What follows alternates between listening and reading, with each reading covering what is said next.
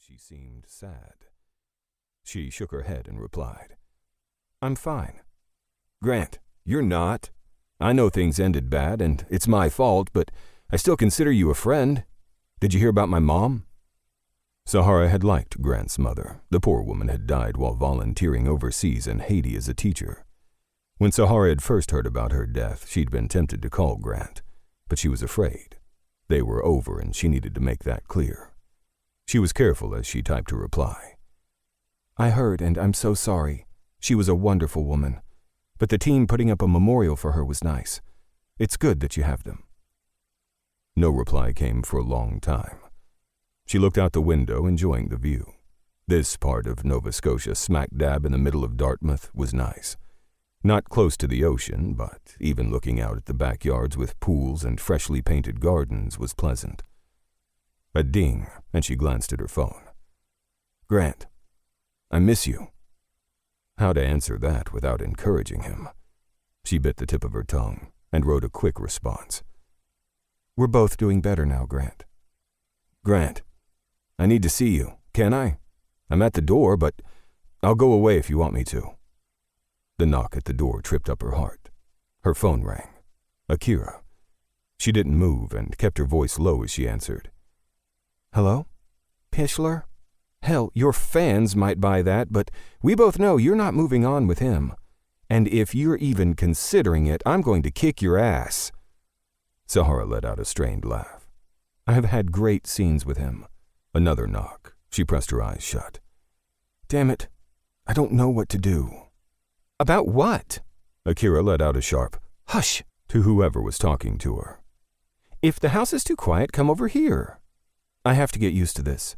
I'll be okay, but I think Grant's at the door." "What? Grant? As in your ex? Damn it, Sahara, don't you dare answer. I'm calling the cops." "Court, relax. I'm fine, Akira." Sahara rose off the window seat. Grant wasn't banging hard or anything. She heard him speaking softly on the other side of the door, but she couldn't make out what he was saying yet. "His mother just died. I can't ignore him." "Yes, you can. Sahara, he hurt you."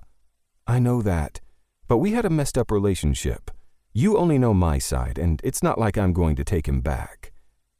Standing by the door, Sahara stared at the lock. She didn't have to open the door. She really could ignore him. But she didn't want to. She wasn't that cruel. "Maybe we can be friends. Would be good since the Cobras are playing the Islanders. I can ask him to stop getting the boys riled up. Make it a clean game." "Fuck no. Sahara, listen to me." Akira's tone was soft, gentle. Her words, not so much. "A man who hits a woman can never be a friend. Call the cops, or I will." "Don't be dramatic. You don't know why." Sahara scowled as she put her hand on the lock. Her friends loved her, and she appreciated their concern, but she hated how easily they dismissed her responsibility for how the relationship had failed. "I have to let you go. I love you, and I'll talk to you tomorrow." Hanging up, Sahara made up her mind and unlocked the door. Grant stood there, and she wasn't sure what she'd expected, but he looked exactly the same as he had the day they'd met. That charming, boyish face, dirty blonde hair, badly in need of a trim, only complementing his laid-back manner. He had a way of giving off the impression that he didn't give a damn about anything, but you only had to check out his perfectly maintained body to know that wasn't true. He was rugged and buff and so damn hot. He'd turned her head even though she'd grown up around enough hockey players for her to be used to big, muscular guys. A dull ache in her chest made speaking difficult as he met her eyes with his dreamy, deep blue ones. How damn easy would it be to forget the horrible end of their relationship and just focus on the wonderful times they'd had? To forgive him for turning mean, then violent. Don't even fucking think about it, Sahara. Maybe she could forgive him, but she'd never forget what he'd done to her. She held the door just wide enough to talk to him, leaving no doubt that he wasn't being welcomed inside.